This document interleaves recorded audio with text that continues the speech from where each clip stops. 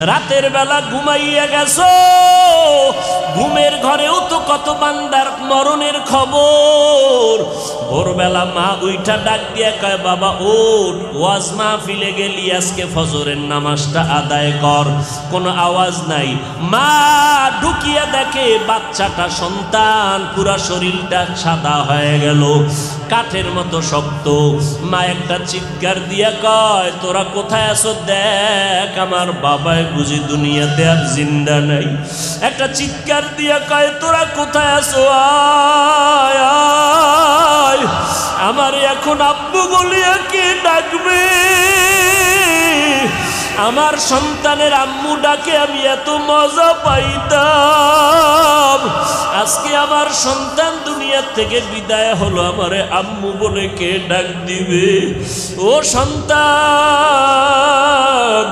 ওই মা বাবারে হারাইয়া একা একা কিন্তু সাদা কাফনের প্যাকেট হয়ে কবরে যাইবা। আজকে তোমার ডানে বামে বন্ধু বান্ধবের অভাব নাই, কিন্তু চোখ দুইটা বন্ধ করে একটু চিন্তা করো, কেউ তোমার সাথে কবরে যাবে না।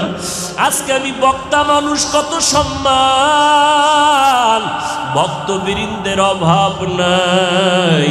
যেদিন মরণের খবর হবে, তোমাকেও তিনটা সাদা কাফন, আমাকেও তিনটা সাদা কাফনের প্যাকেট বানাইয়া ওই কবরে মাটির চাপা দিয়া সবাই বিদায়। কবরে কেউ নাই, কই আমার এত ভক্ত, এত বন্ধুরা কেউ নাই। এখন আমার কবরে আমি একা হয়ে গেলাম। আমার কবরে এখন অন্ধকার, বাতি নাই, কোনো আলো নাই, বিছানা নাই। আমার ডানে বামে উপরে নিচে মাটি।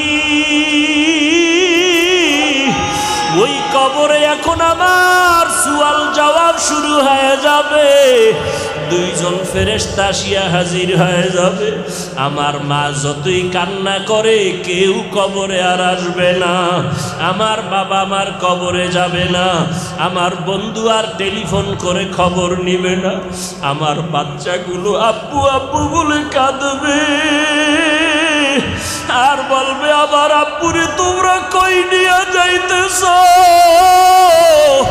আমার আব্বু হারা হয়ে গেলে কারে আব্বু বলে ডাকবো?